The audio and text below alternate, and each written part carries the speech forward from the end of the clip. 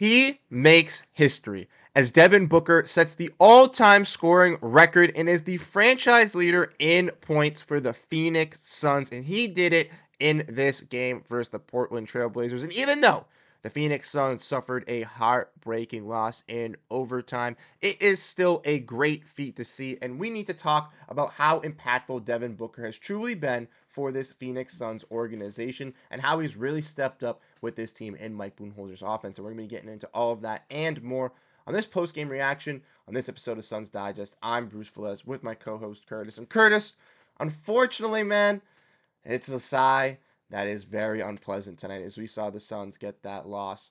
What is your initial reactions, man?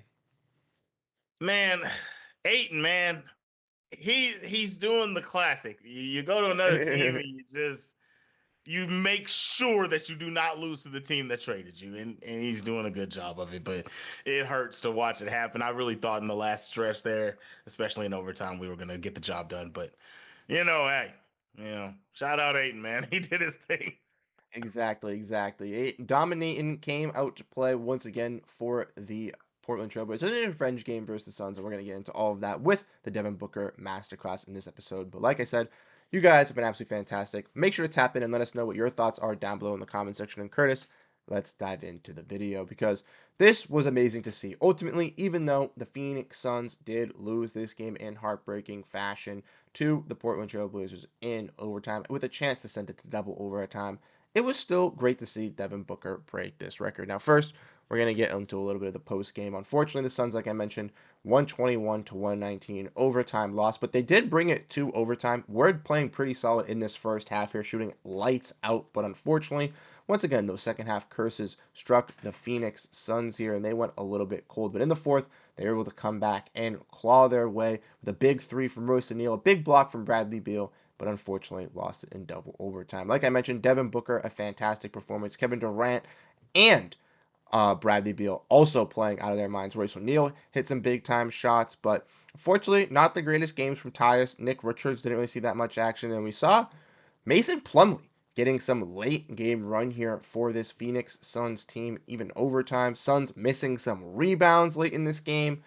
Just some utter disgrace, unfortunately, to watch on display tonight on such a historic night. Yep. I mean, look, it's not.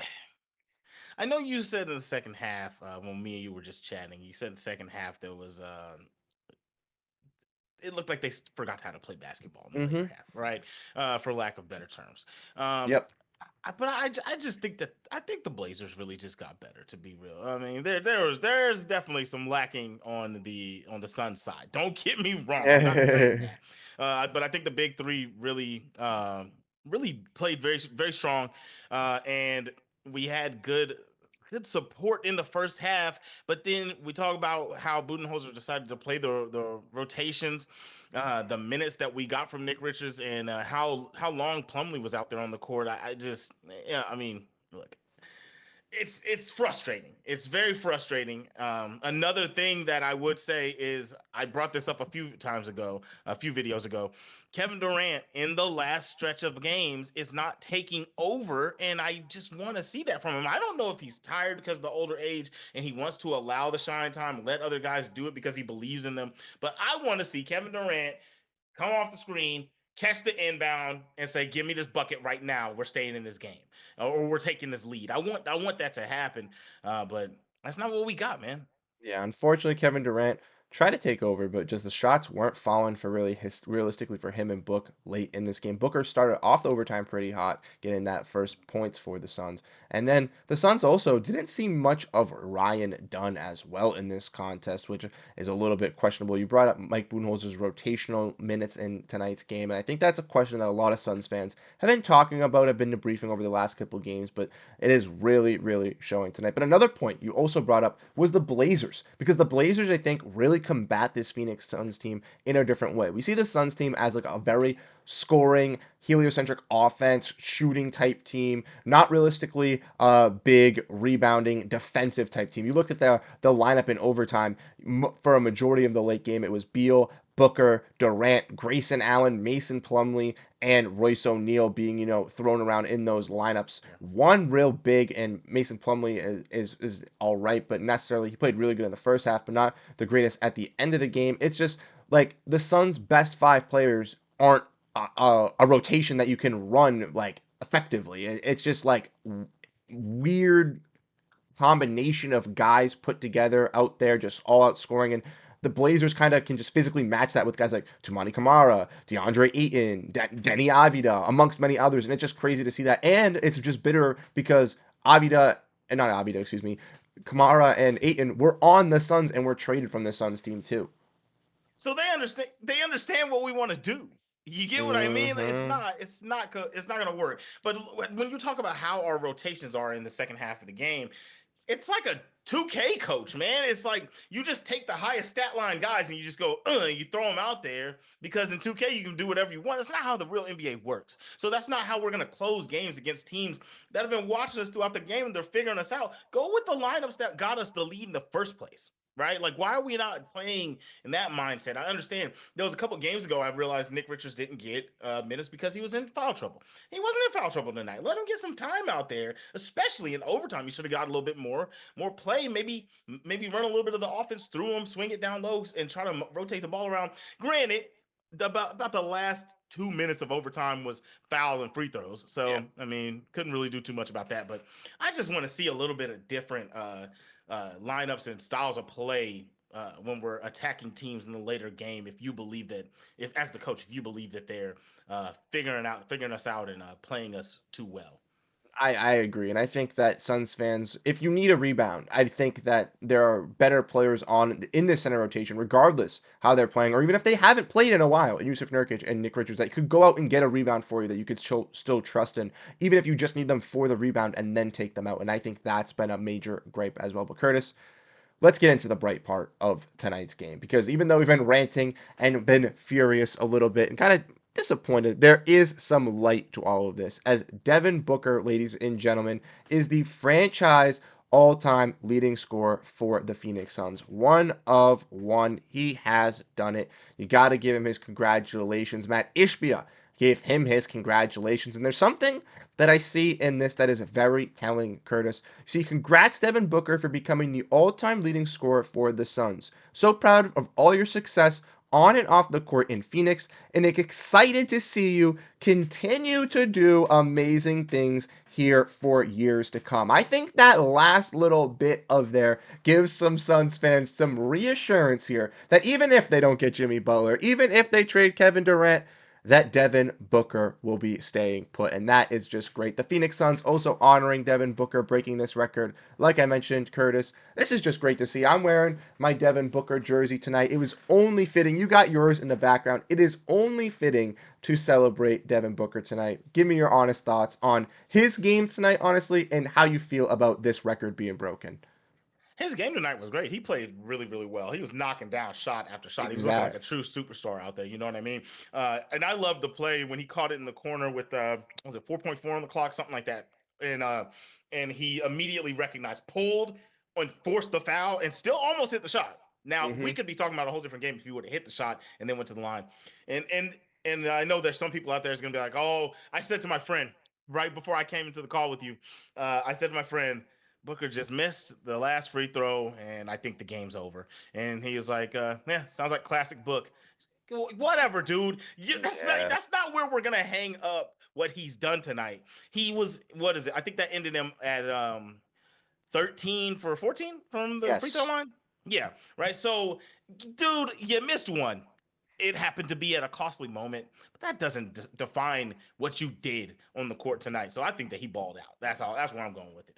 I love that you said that, Curtis, because I didn't want to kind of put that in the atmosphere over on social media. I didn't want to tweet that out, but that's kind of the sentiment that I felt tonight, regardless if he missed that free throw opportunity late in the game. And it was the costly free throw for the Suns. You can't hate on him. You can't get mad at him. He broke the Suns record tonight. There were other issues with the offensive rebounding and other things that led to the Suns being put in that position that ultimately Devin Booker and Kevin Durant had to try to force this team to ultimately climb out of. But once again, it just absolutely fantastic to see him break this franchise record for the Suns. You saw him with his family, very excited. We got the clip here as well. Let's dive in and watch it.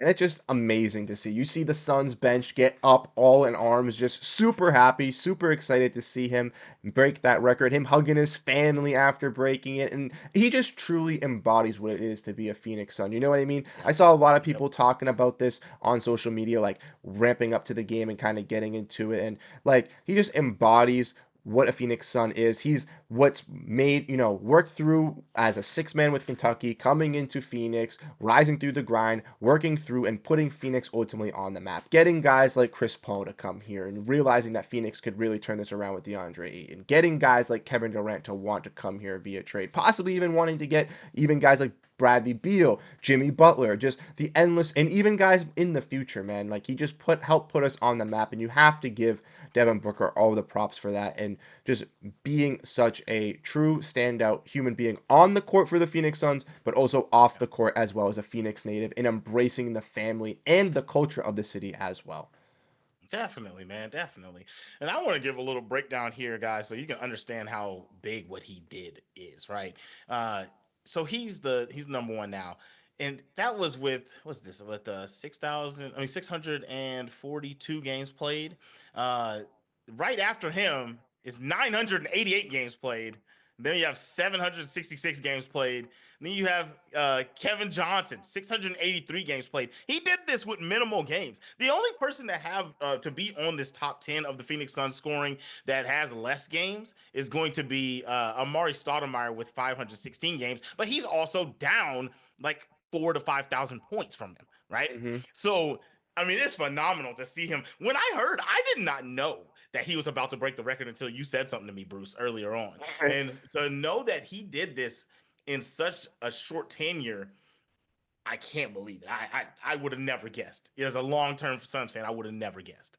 I think that's the most surprising thing about it too. Like he did it in such succession with this team. Obviously, he's 28 years old and he's being able to do this for this Phoenix Suns team. And there's only more for him to grow within this roster. Like I said, Matt Ishbia posting that. I think he's obviously going to be with this team long term. That number is going to continue to ascend, and there's only going to be better things coming for Phoenix, for Devin Booker, and for this Suns team. Even at the trade deadline, if it doesn't go 100% how they ultimately want it to go, I still do believe that this Phoenix Suns team is going to put their centric on Devin Booker because he is the face of the franchise. They want to win him a championship. Matt Ishbia wants to do this for the city, for Devin Booker, and they are going to realistically still go all in regardless of the moves they make with their guy.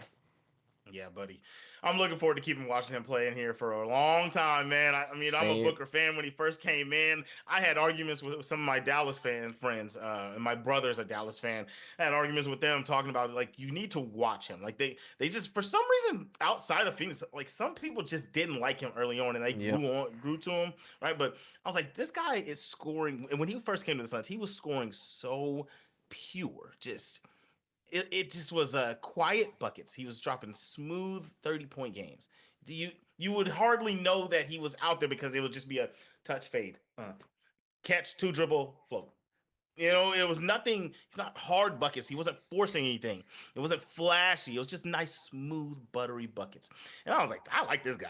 And now we're seeing him grow, and now he will put up those, those superstar buckets. Okay, I have to hit this in your face. I have to hit this fade into the left. He'll hit those now. He's added that to his game, but he's still like butter, like he was when he came into the team. Yeah, it's just amazing to see what Devin Booker has been able to become within this Phoenix Suns organization. I'm absolutely ecstatic for him for making history tonight, becoming the franchise leading scorer for the Phoenix Suns, and I can't wait to see what he can accomplish for this Phoenix Suns team and hopefully bringing a championship for this franchise as well. But Curtis, that's what's going to do it for this episode here on Suns Digest. We broke down the Suns post game and we went over Devin Booker making history for you guys. We appreciate your guys' support. So make sure to stay tapped and tuned in by hitting the like and subscribe and letting us know down below in the comment section on your thoughts. Like I said, we'll catch you guys tomorrow with some more videos pumping out stuff with the trade deadline coming. We'll catch you guys soon. Peace out, y'all.